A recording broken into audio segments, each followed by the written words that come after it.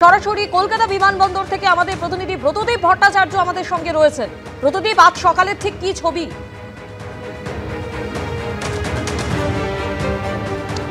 দেখো, গতকাল থেকেই কিন্তু ইন্ডিগো কর্তৃপক্ষ যেটা করেছে, যে বিমানগুলি বাতিল ছিল সেগুলো যারা যাত্রী তাদেরকে আগে থেকে ইনফরমেশন দেওয়া শুরু করেছে, যার ফলে বিগত কয়েকদিনে অর্থাৎ এই যে ইন্ডিগোর যে বিপর্যয় তা হওয়ার পর থেকে যে ছবিটা ছিল কলকাতা বিমানবন্দরের সামনে, যে কাতারে কাতারে মানুষ তারা এই টার্মিনালে লনে সেখানে বসে রয়েছেন, কিন্তু সেই ছবিটা আজকে নেই। অসংখ্য ফ্লাইট আজকেও বাতিল আছে, কিন্তু ডিলেটের সংখ্যা আগের দিনের তুলনায় অনেকটাই কমেছে। ইতিমধ্যেই তোমায় জানিয়ে রাখি, এই যে ইন্ডিগোর যে বিপর্যয় হয়েছিল তা নিয়ে কিন্তু বেশ ৩-৪ দিন পর থেকেই কেন্দ্রীয় সরকার একেবারে নড়েচড়ে বসে।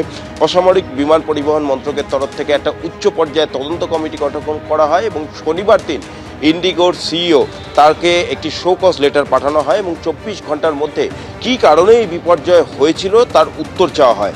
গতকালই ইন্ডিগোর তরফ থেকে ডিজিসিএর কর্তৃপক্ষের সঙ্গে তারা যোগাযোগ করেন এবং অতিরিক্ত সময় চান। তারপরে আজকে বিকেল ৬টা পর্যন্ত সেই সময় বাড়ানো হয়েছে, অর্থাৎ ডিজিসিএর তরফ থেকে স্পষ্ট বলে দেওয়া হয়েছে যে সোমবার সন্ধ্যে ৬টার মধ্যে ইন্ডিগোর সিইওকে জানাতে হবে যে গত কয়েকদিন ধরে কী কারণে সাধারণ মানুষের এই হ্যারাসমেন্ট হলো, কী কারণে এই দুর্ভোগের শিকার করতে হলো, গোটা দেশেই এত বড় একটা বিপর্যয় এয়ারলাইন্সের, সেটা কী কারণে হলো। কারণ এই ঘটনা ঘটার পর থেকেই কিন্তু বিভিন্ন মহল থেকে এই প্রশ্ন উঠছিল যে ডিজিসিএ নতুন যে নিয়ম চালু করেছিল পাইলট এবং কেবিন ক্রুর তাদের ডিউটি এবং বিশ্রাম নিয়ে, সেই নিয়ম চালু করতে গেলে ইন্ডিগোকে আরও অতিরিক্ত কর্মী নিয়োগ করতে হতো, এটা স্পষ্ট। এবং সেই কারণেই এই অভিযোগ উঠছিল যে সরকারকে চাপে রেখে ওই নিয়ম যাতে সরকার উইথড্র করে তার জন্য প্রেশার ট্যাকটিক্স তারা অ্যাপ্লাই করছিল। অর্থাৎ এই যে ক্রাইসিসটা তৈরি হয়েছিল এটা ইচ্ছাকৃত কিনা সেটা নিয়ে প্রশ্ন উঠছিল। এবার সেটা নিয়ে কিন্তু তদন্ত শুরু হয়েছে এবং একই সঙ্গে ইন্ডিগোর সিইওর কাছে শোকজ চেয়েছে ডিজিসিএ যে কী কারণে এই ঘটনা ঘটেছিল বিস্তারিতভাবে জানাতে হবে। যদি তা না হয় তাহলে কিন্তু তারা আইনি পদক্ষেপের দিকে এগোবে। অর্থাৎ বোঝাই যাচ্ছে কেন্দ্রীয় সরকার বিষয়টাকে একেবারেই হালকাভাবে নিচ্ছে না, কারণ ৩-৪ দিন ধরে সাধারণ মানুষ যেভাবে হয়রানির শিকার হয়েছে, শুধু কলকাতায় নয় বিভিন্ন বিমানবন্দরে রাতের পর রাত কাটাতে হয়েছে। কেউ ডাক্তার দেখাতে যাচ্ছিলেন অন্য জায়গায়, কেউ চাকরিতে জয়েন করতে যাচ্ছিলেন, কারোর পরীক্ষা ছিল। একেবারে আমরা গত কয়েকদিন ধরে প্রতিদিন যে ছবিটা দেখেছি, যেভাবে চূড়ান্ত যাত্রী দুর্ভোগের ছবি সামনে এসছে, একের পর এক উড়ান বাতিল হয়েছে, শয়ে শয়ে উড়ান বাতিল হয়েছে, যার ফলে যাত্রী দুর্ভোগ একেবারে চরমে পৌঁছয়।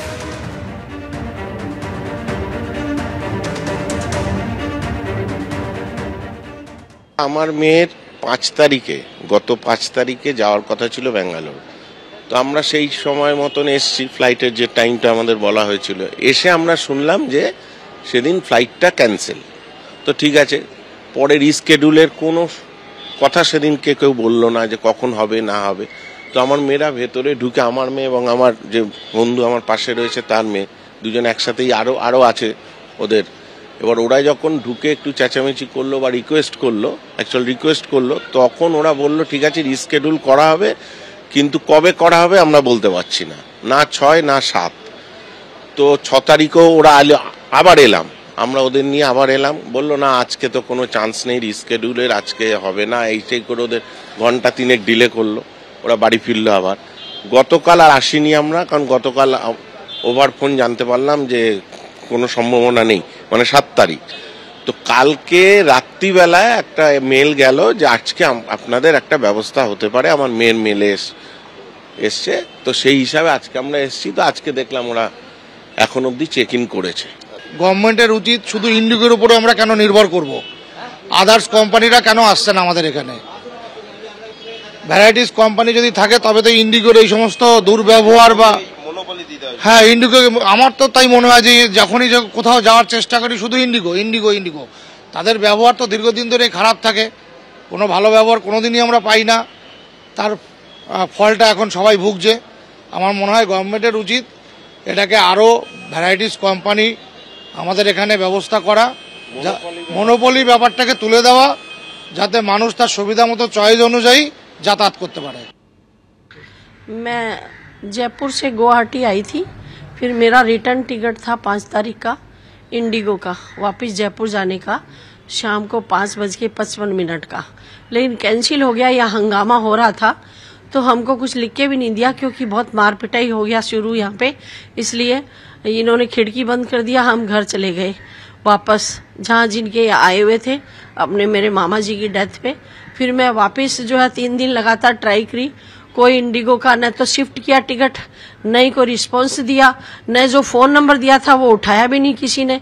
फिर उसके बाद जो है हमने एयर इंडिया का टिकट लिया आज का, जो कि 2 दिन पहले बुक किया, और वो हमको 25,800 का मिला है जयपुर जाने का।